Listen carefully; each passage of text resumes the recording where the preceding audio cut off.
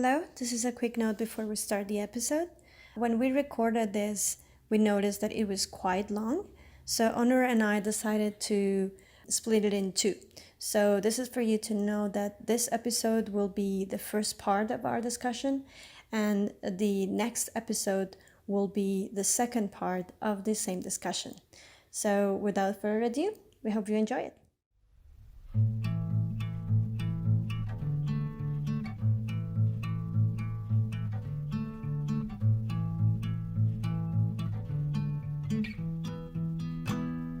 Hello, everyone, and welcome to TechConnect. This is normally a podcast where we have conversations and interviews with different people, usually doing research or activism in relation to social movements, gender, sexualities, and digital technologies.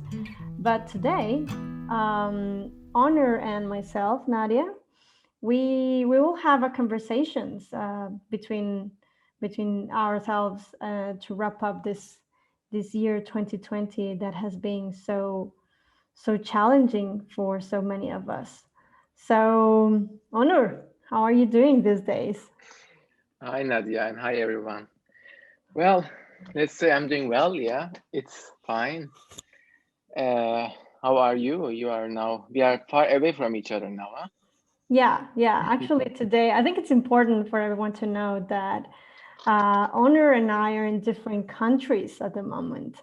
I had the magnificent possibility to travel back to my home country to be able to be with my family. So I'm in Colombia right now, and that's why you see more light than in Honor's. Yes, not only the time difference, but also Oh yeah, the the time darkness at this difference. time. Yeah. Exactly, because right now we are like it's 2:23 p.m. here, and there it's 8. 8:30 in the morning almost. In the night. Yeah, so we are 6 hours apart. So there you go. That's how it is. Yes. Yeah. So today we wanted to sort of like discuss some things, um, or to have some analysis on how we have seen things happening this year. Um, sort of like yeah, to end this year with some sort of reflection on some Yeah. things that had happened. Um, Obviously, we will talk so much about pandemic. It seems like so, well, since it's it it's defined this it's year. the year that we have lived through. So Yes. yes. Yes, exactly. Honor, would you like to say the two main things that we will be discussing? Yes. I mean, yeah, we have been discussing this, and there are several things coming up. I think from this year, obviously, all connected to the pandemic situation, and it affected, I think, in many ways, like how social movements have been emerging and sustaining, or how different, yeah, protests occurred, or how certain groups of people have been affected differently. So we will try to cover a bit these situations going on in different parts. So one would be a discussion related to how right-wing populism, for example, has been using, because it has been on the obviously rise in recent years. And with the pandemic situation, the relationship between the right wing and their both their criticism in mainstream politics and their right-wing alternative has been having different relationships with pandemic itself, and in mobilizing people and reproducing certain discourses that are othering groups of people. And what else? We have some other subjects We you would like to maybe have, raise. yeah, we have, wait, you mentioned the right wing, right? Yes. Yes. Um, so we have had also so many cases of domestic violence and also violence against LGBTQ community, and there has been some feminicides, which is a term coined mostly for Latin American countries, but I think it should be named for more countries because this happens worldwide. But yeah, we will be also touching upon that, and I guess we can just sort of like talk about that and see how the conversation lead us. What do you Yes, think? Maybe we yes. can, like, those are like maybe the main two things, and maybe we can sort of like start talking different things Yeah, if we feel to. exactly. Yes, I recently had the chance to read an article by Ulrike Wieten Mm. from Germany, I think, because the article is focusing on these so-called, let's say, anti-hygienic protests in Germany and Anti-hygienic, like the hygiene. anti-hygienic. Yes, so Okay. the protests are termed in this way, and I think it's also in the news media. There have been several news about this, and many of these protests, especially took place, I think, after the lockdown measures happened after spring. So many of them were over summer and yet towards the end of summer. And one of the focal points in Europe was Germany. And I think there have been some protests in London and some other big cities around Europe. And it is, yeah, this protest has been involving, let's say, different publics and groups, but predominantly by right-wing organizations or political parties. And in Ulrike Wieten's article, she talks us about Alternative for Germany, which is a right-wing or far-right party, which has been increasing its votes lately. And I think they also have several seats in the European Parliament, if I'm not mistaken. So they have been organizing their hygiene demos protests, and there have been in their protests, it was able to observe like discourse targeting Jews and immigrants for the spread of pandemic in Germany. And obviously there have been other right-wing groups also involved. So this is very like one of the um, relationships that has been formed with the pandemic by right wing, that is a denial or blaming certain people because of the spread of the virus. Mm. Because we have seen some leaders in the beginning, such as populist leaders like Donald Trump, Bolsonaro, who have been denying the pandemic, Mm. that it's just a regular flu, or saying this kind of don't take this seriously.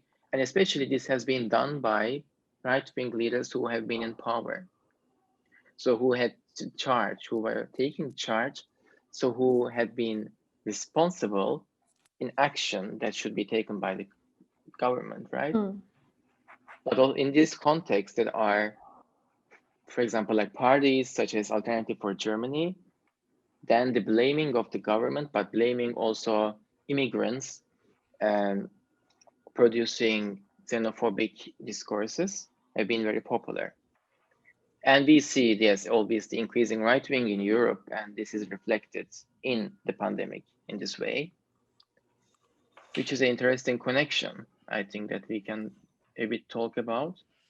Yeah, I'm sorry, I was connecting my Yes. I just noticed that I had 30%, so it's better to have it Yeah. charged. Yeah, I was thinking about what you were saying. I remember, maybe you remember as well, maybe at the beginning of the pandemic, um, that there were like people from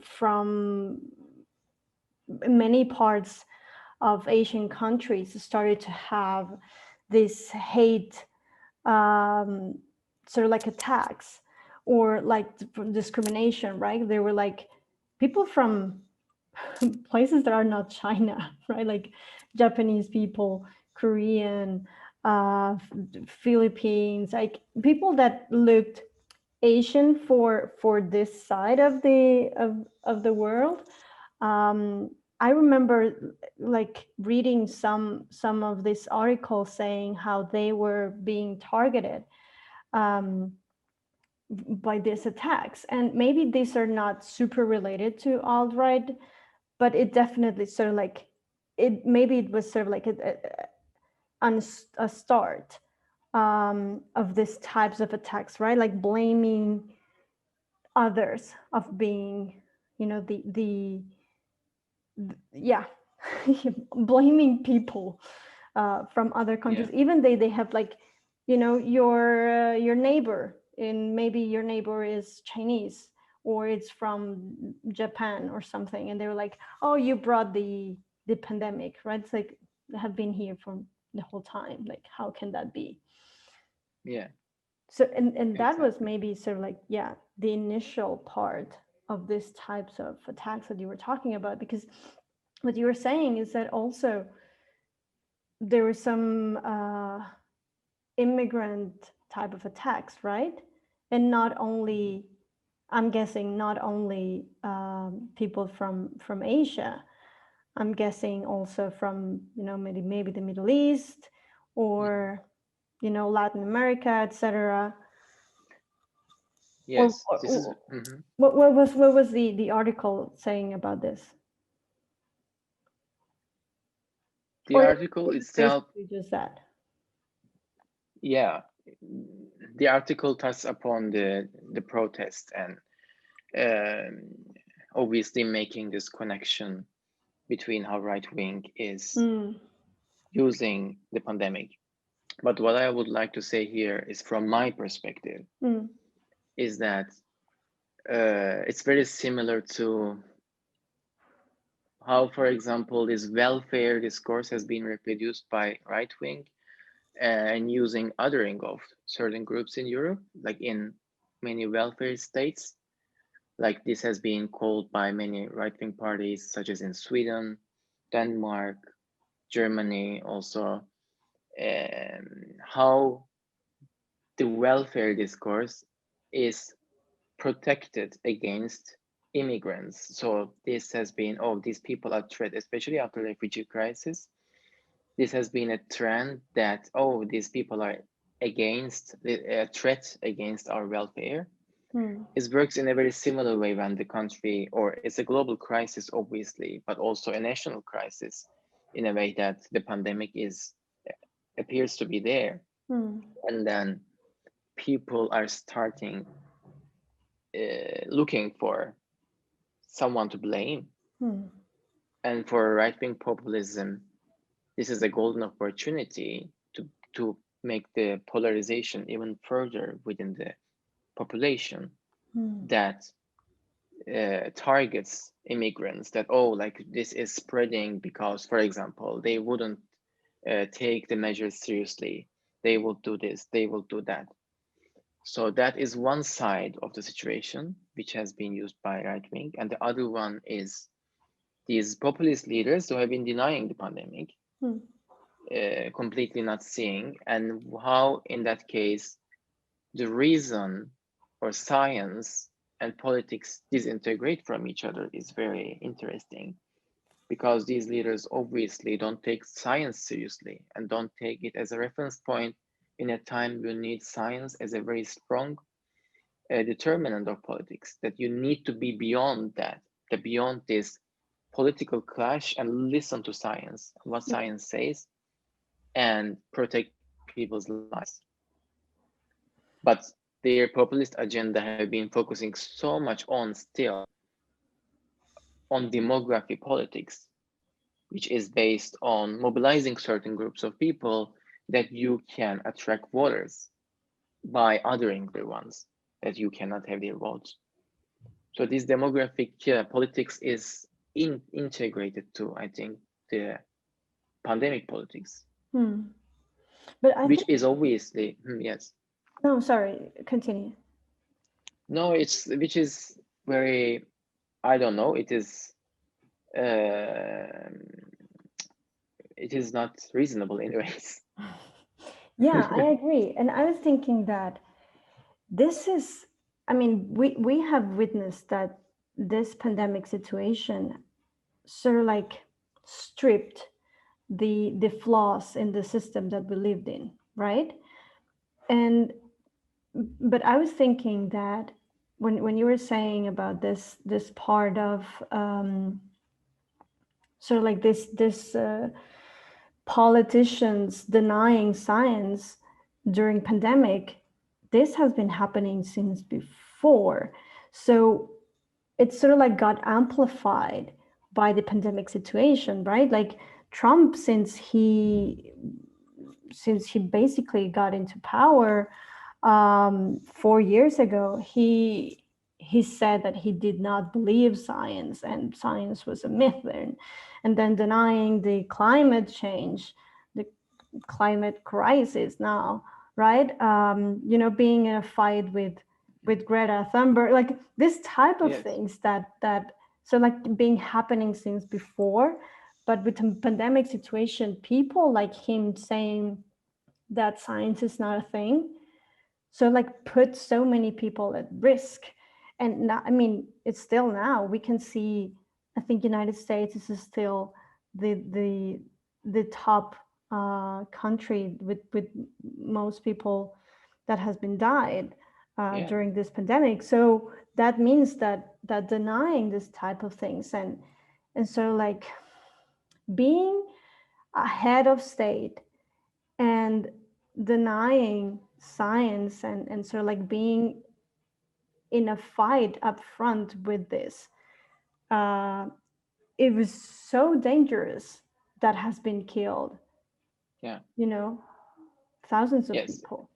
yeah. And that's very interesting because these people and political leaders' speeches and their discourses are affecting so many people to mobilize and to make these such protests or taking certain actions that would put more people at risk against coronavirus.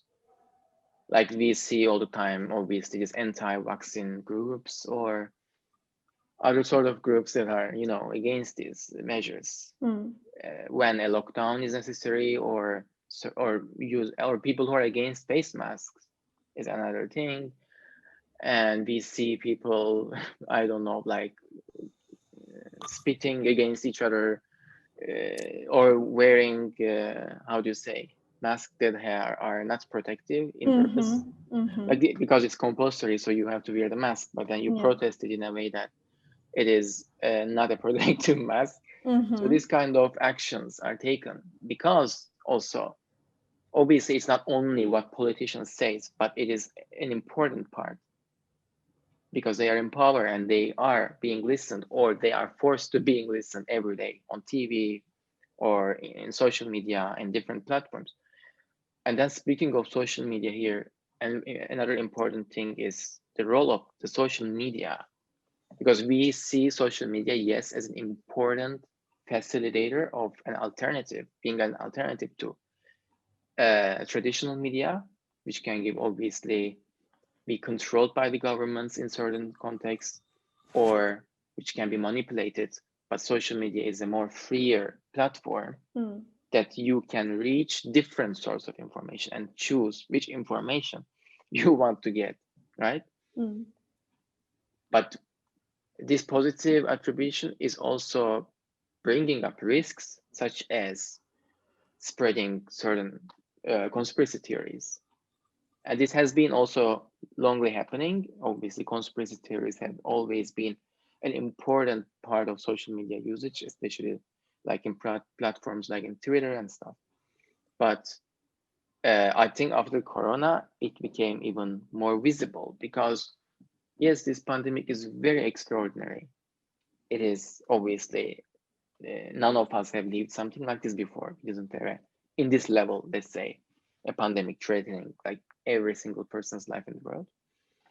And then conspiracy theories become also very creative in that sense. Then and people, I think, even believe more in these things because they find we find pandemic already is like a from a sci-fi movie situation, right? It's like what is happening 1 year ago. I mean, not everything was fine, but we didn't have something like this. This is no one would predict it. Obviously, the last time this level of pandemic happened was 100 years ago, maybe even more. I don't know. And and that time obviously we didn't have social media and this level of constant communication flow. And then conspiracy theories kicks in, and then people start blaming China. Okay, they produced this virus because they wanted to take control of the world, or Bill Gates is putting chip on people's brain, like I don't know, these kind of things. So what do you think about this as a uh, informatics researcher? As- Or as a person living in yeah, this world? because I am such a knowledgeable. I'm still studying that. No, but I agree. It's the digital platforms are a great tool for communication, and we have seen that. We have discussed that before here in the podcast as well.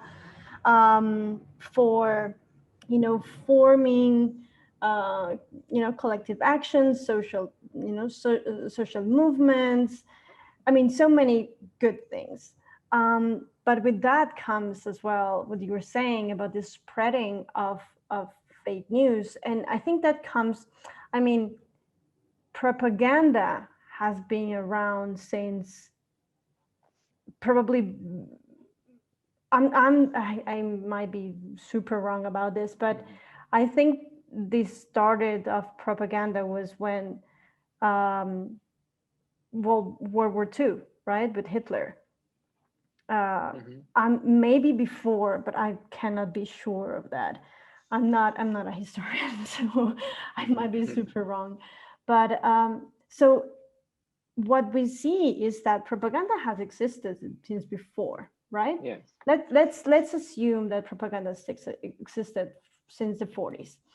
Mhm. Um, then we see how digital platforms are just amplifying the reach of propaganda, right? And in that same sort of like thread, uh, propaganda is usually filled with lies, and that comes with fake the now fake news, right? Yeah.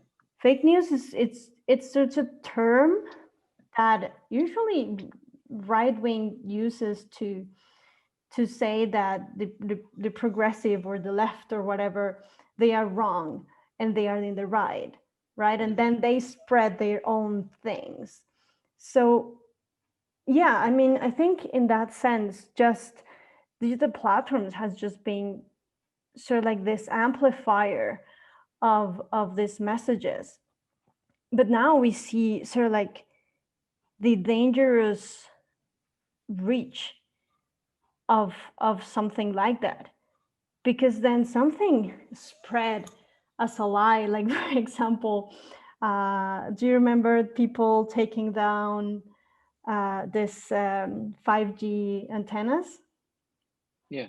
and then suddenly, like, I think it started in United Kingdom, and then Mhm. suddenly around the world, Everywhere. Yeah. people believing that the antennas were the actual ones spreading the virus, starting to take it's.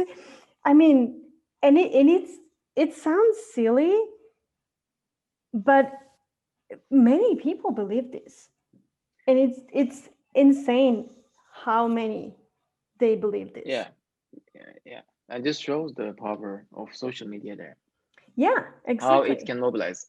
Because when we think of early years of Twitter, let's say I will just give Twitter as an example. Obviously, there are so many platforms, but let's say politically, that has been the most impactful in Mm, social movements, mm, obviously. And in the early years, we have seen, for example, movements like Arab Spring or in Turkey, Gezi protests, or like Black Lives Matter and different protests, and how people have been using this against, for example, like anti-austerity or anti-authoritarian or anti-racist discourses, right? So they have been mobilizing and making some activism by easily forming their collective identity, even sometimes in short terms, around these platforms. And we have seen states or the governing powers who have been resisting to it and who have been preventing, trying to block the internet. Oh, like let's shut down Twitter, do this. How can we? And they have been holding on traditional media. But now the authoritarian leaders or the populists, and they know they are in the game of social media. I think that they know how to use it also in manipulative ways and how to mobilize different people, uh, or how to prevent certain mobilizations too, you know. So Mm-hmm. this is now, I think social media is affected, is accepted obviously as a fact in this world, forming a very important part of our social life, our daily life. So this area, which is which have been offering this temporary freedom from the authoritarianism or populism, right wing populism, is now also being controlled, regulated increasingly, or antagonized by these powers. So that is also obviously conflict zone now. We see clashing hashtags each other, flowing against each other, becoming TT. Like one hashtag is about in different countries, or in Turkey that happens, for example. I'm sure in Colombia it's similar, that one group is making one hashtag in further, like in TT, and then there's this other group who are against those. They form another hashtag and they battle against each other. And I think these kind of situations can easily also produce conspiracy, because then you need a race, like you need a race of collecting more people's attention, right? Then you make these kind of stories as a form of making collective identity, forming a collective identity around that. Yeah. People who think Bill Gates is behind uh, coronavirus, so they Mm-hmm. become a group of people for that cause. Oh, this is a silly example, but there are so many Yeah, no, I agree. situations similar to this. I agree. There are so many of those. And we also see how, I mean, it is easier to believe in conspiracy theories than in the truth. And actually, there are like research about it. Um, but the thing is, believing in something that has more flavor, let's say, usually attracts more people. So I think that right wing populists, what they do is just to add to something like more flavor and more mystery than it really has, right? Like this conspiracy theories about either China or United States creating the virus and creating, like, sort of like this to sort of like control the world and whatever. I am one of those that believe that the truth is simpler than that. It's just that we really messed up, a particular environment where we were not supposed to. Wild animals live there, so like jumped into humans and then it spread it. Like the causing of that is just that we as humans are just in places that we're not supposed to be, or eating even animals that we're not supposed to be eating. And this kinds of thing is like, well, it's our fault, but it's easier to believe that there's some sort of like higher person, puppeteer, pulling strings here and there to control the world. That it's actually more attractive to think like, well, this just went out of reach, and yeah, we just don't know what to do with this coronavirus, Yeah, right? It's easier to believe in something that has more flavor. It's also more fun, to be honest, but it's also very dangerous, and we have seen the reach of the how dangerous that is, for like, and even with conversations with family. Like right now I'm seeing my family, my extended mm-hmm. family, um, and actually one of the comments of one of my aunts was like, oh yeah, like China created the vaccine before creating the virus. And I was like, what? what? And she's But convinced, and I was like, no, that's not, no, what? And actually, like, and I had to sit with her and I tell her, like, that's not how it works, and that just like trying to have this conversation. But and she's an educated person. It's not like she Mhm, hasn't been, like, she was a professor on mathematics for like mhm, yeah, 32 years. So it's not like she has not been, and how these kinds of things reach even, people that is studied, that has been, uh, in, yeah, that it's not uneducated. And that is yeah, that is the thing with the dangerous part of it, yeah, right? you definitely. you can make people That is, believe whatever if you yeah, write it nicely and put more yeah, flavor to it. I mean, it's how it is. yeah. And there are many people also in Turkey that I have heard of, like believing China, for example, has been produced this. So this can happen easily. For example, like in Colombia, a person can easily believe in this, and in Turkey can easily believe in this. And it brings me the question of this transnationality of actually these kind of engagements, with social media, with digital media. And I think actually to mention again to Ulrike Yeten's article that she talks about this pandemic populism, which is on the rise. And then she mentions about this transnationalizing dynamics of far right populism, and then how online and offline communication, like online spaces such as social media and the offline demonstrations, can easily travel and reproduce this right wing. In the China did this case, it's something maybe different, but then in mobilizing certain groups, for example, in certain geographies, that can be Europe, for example, in this case. Europe in connected to, for example, this idea of fortress Europe, which is making this division of the European and non-European, and uh, then the othering of immigrants occur in many ways. And in that regard, how easily these demonstrations spread in, for example, from Germany to UK, to other countries, to Poland, Hungary, or whatever, some country in Europe, and then it becomes like a collective discourse by them Hmm. against certain groups. Then it can easily mobilize. It can transnationalize it.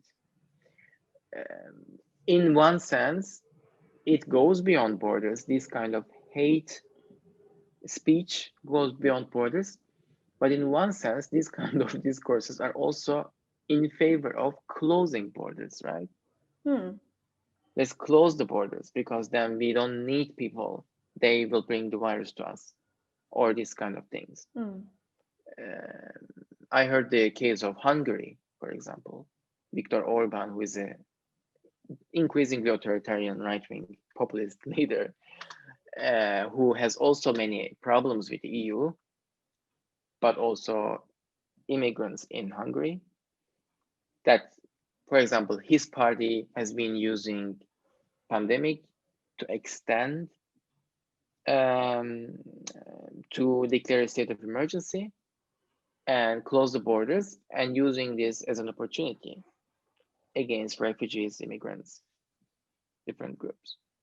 So this is again bringing us to the question of science, going away from science, because then you use pandemic or treat pandemic not as um, something to scientifically be, um, how do you say that, be combat against, but something to sometimes make alliance with it, to increase, to implement some politics you have been eager to do. So, and this is how right wing, I think, uses it in such an effective way.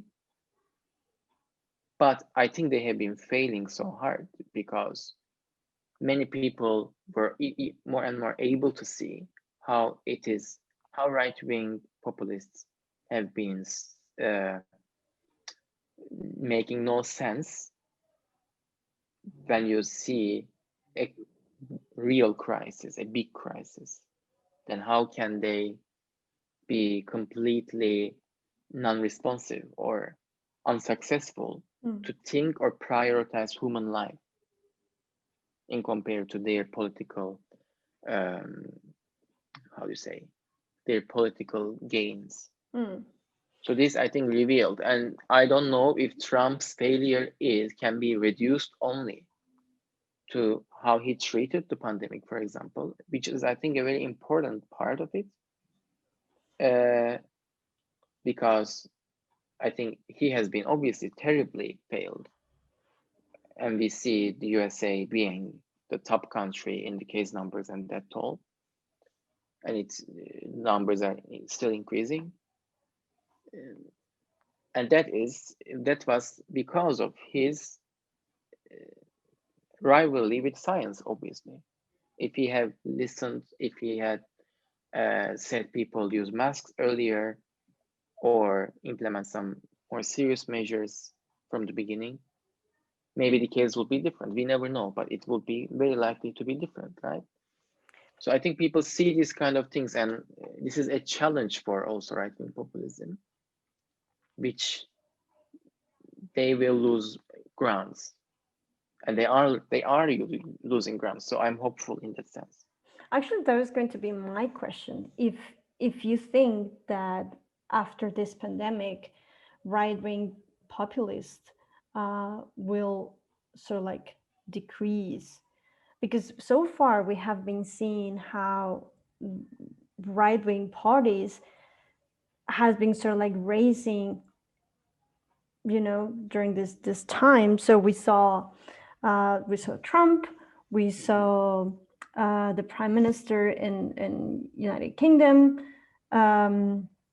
we saw Bolsonaro, in Colombia we saw this Duque person. um, I mean, in Poland as well. I mean, we have seen, even in Sweden, we have seen also how the right wing has sort of like increased a little bit their ranks. So my question was like, if we have been seeing this increasing of the right wing parties and the right wing populism again, if you think that after the pandemic that will be sort of like in decline. Yeah, I think one of the main reasons, obviously, for right wing, and this is just my opinion here, the right wing increasing and finding more grounds, especially in Europe, has been the increasing refugee flow, that they can easily reproduce discourses that are othering refugees, right? And then there have been finding, from their perspective, reasons to attract a lot of voters, which has been, as I said earlier, a discourse for the protection of their welfare and the welfare. And this has been, let's say, one of the failures, and this is also discussed in academia, I think, a lot, that the failure of left wing in addressing material inequalities less and less, and then right wing can easily kick in and mobilize people to vote for them, because they portray themselves as that we can protect your welfare, protect your well-being by demonstrating such values such as like family, heterosexual family, these institutions which are representing the conservative society, that are reminding them that they, let's say, good old past for them, and positioning globalization or immigration as a threat to this kind of system they have. So there are other intruders coming to our country and trying to steal everything from us. And then many people then were mobilized to vote them. And then I think with the pandemic, people have been able to see these people don't care about people's welfare or people's health or people's um, how do you say, yeah, people's life in many ways. I mean, maybe some care in some extent, but what are your priorities is very important. That's why I say why why they don't listen to science, why they don't listen to these kind of things is because it doesn't go hand in hand with their political aims. Because populism attracts votes by using conspiracy theories, for example, by using spreading false information, by spreading polarization of societies, because they need to mobilize a group of people. They need to affect their emotions. Either it can be hate or fear or something like that. Mm. And these kind of emotions are easy to manipulate Mm. than reason, than science. You cannot manipulate science. Science is science. It says something, and then if it's wrong, the science falsifies it, right? Mm. So listening to science is not a good way, a good strategy for, I think, right-wing populists. That will be their failure, and they know that, and they act against it. But then it is still a failure because then people realize this is not reasonable. Mm. This is. I think we learned so much why science is important. Why like healthcare, you know, universal healthcare Mm. especially. Mm. Why did I think one of the reasons also Trump lost in US was healthcare system. Mm. People, it's a very fundamental human right to have universal healthcare, Mm. access to universal healthcare, right? But you in US they don't have it, Mm. and anytime everybody's health can be put at risk. Yeah. But I was reading an article. I don't remember the author, but I was reading an article about this, and it was saying how sort of like a group of people in the United States, they even if they don't have access to healthcare, they don't care as long as the other doesn't have it either. So for them, it's like, I don't care if I don't have it as long as you don't have it, and that you don't have it, it's usually, of course, a Latina person, or probably, an Afro person, an Afro descendant person, or someone that is not considered United States person, you know, for them, for that group of people. I'm not saying everyone, not nothing, but the article was talking about this particular group that is Yeah. so selfish, probably is the word. I'm putting this now words in the article that maybe it didn't say, but to me it looked like they were so selfish that they didn't care that they don't have the access to healthcare as long as the others don't. And I think that is one of the reasons why, even though Trump lost, he still got a huge amount of voters. And that says something about the type of things that sort of like going on there, right? Like, why Trump, with all his failures during this pandemic and during these 4 years, why he still got so many voters? It's something that, I mean, not like we can discuss that right now or solve that right now, but probably researchers might be wondering this as Yeah. well. Like, why did this happen? Like, what are the reasons behind that? And well, that article particularly offered this thing about, well, it's about this group of people that they don't care if they're going in bad, as long as the others are not having what they're having, you know. It's that kind of thing. But it's again this othering thing. It's like us versus them, and they don't care as long as the others, the them, are having it a bad time. And also, I was thinking that before you were saying how right wing populists, they were so like denying science, but at some points, so like accepting science in some sense by closing the borders, for example. And that is super paradoxical. It's like,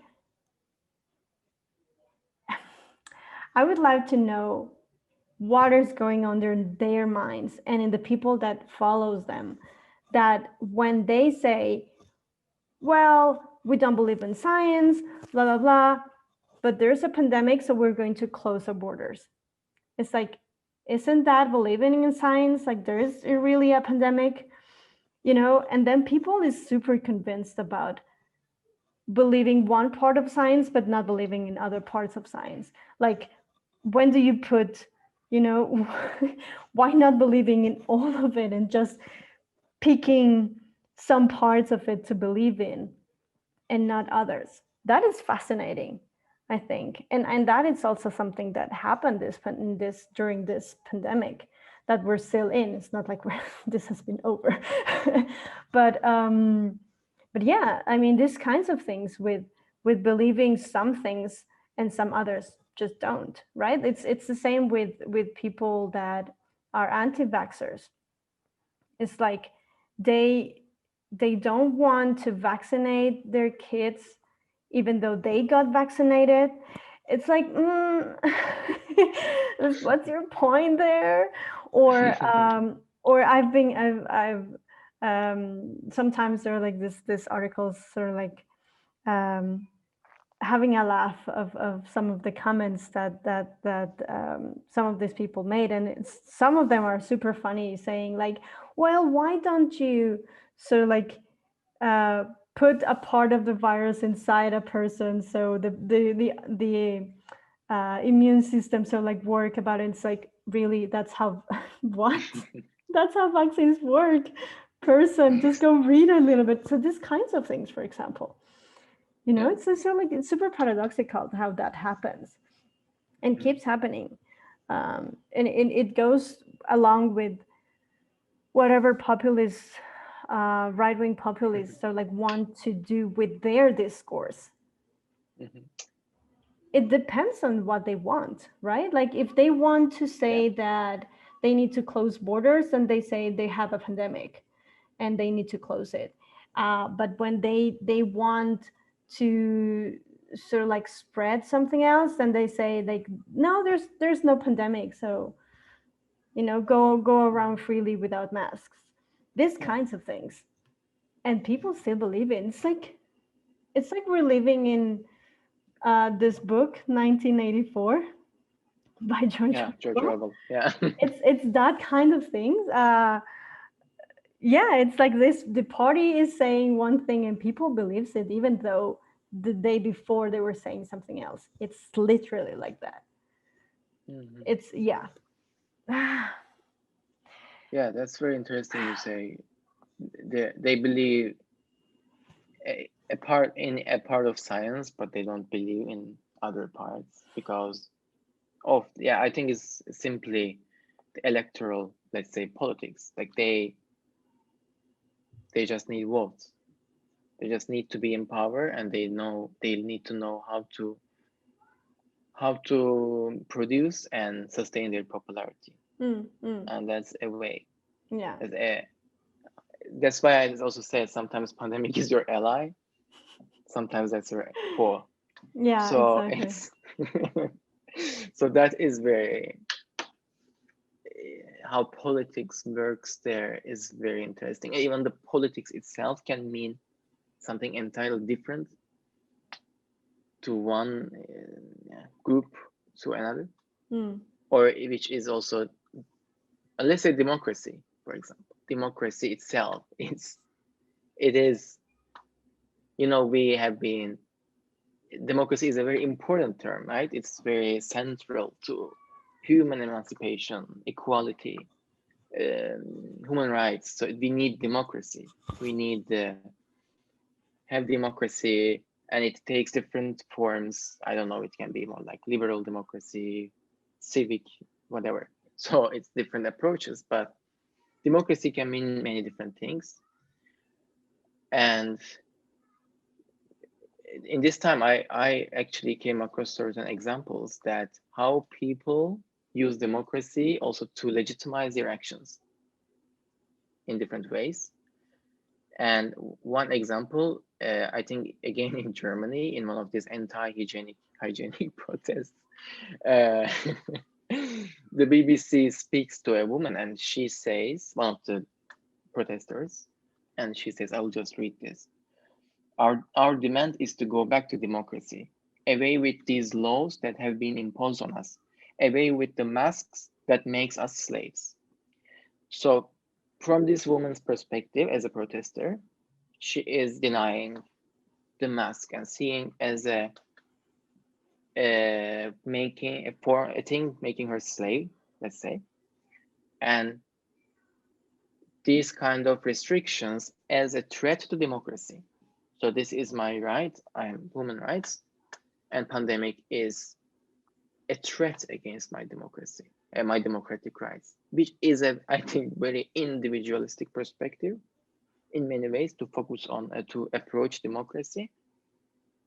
And because while, for example, not putting the mask, then you put other people's public health, yeah, at risk, right?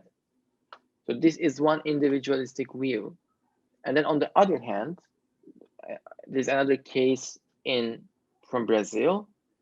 I think there have been these protests against Bolsonaro after he many times denied and misjudged or also had terrible policies on pandemic that made the pandemic went out of control in Brazil. So many people unfortunately have died and came positive. And then there have been this, I think also it was an online campaign, Stop Bolsonaro. And these people accused Bolsonaro and his actions as a threat to democracy, who have been, let's say, democratically elected person, but whose actions are against democracy here because it is threatening people's lives. So there are two very different approaches to democracy. One is very individualistic, taking democracy as this is my individual freedom. I need to be able to go out without a mask because before I was not, I could just go out without a mask. And the other case is a more collective perspective that is a democratically elected politicians um, actions are a threat to democracy. So this is also showing how even these terms can be, I will be sided obviously with the description that is against Bolsonaro in defining democracy here. But we can also see how these kind of terms, even many people are assumed to agree upon, are contested. Mm. So how also right wing can easily use this?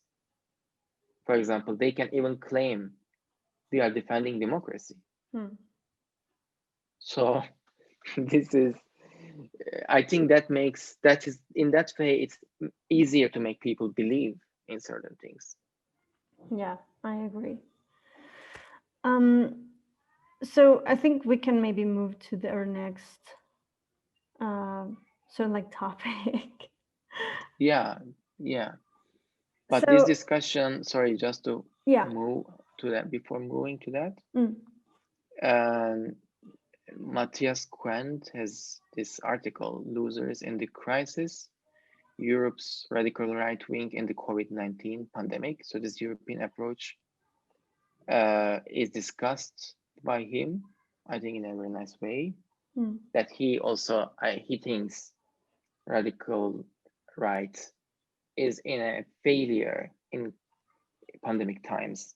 And I think in his own way, he explains it also very well that this especially discussing this welfare that we have been mentioning earlier, this idea of welfare chauvinism, he calls that, how it reproduces this kind of otherings of groups and people, and how pandemic is connected to this. So I think this is a good source to check. We can put the link in the description so anyone Yes, can because he read it. covers many of the things we discussed here, and that's a very good read, I think. And with this, we conclude the first part of our discussion. And so please stay tuned for the second part of this discussion, which will be our next episode. So we really hope you liked it, and see you next time.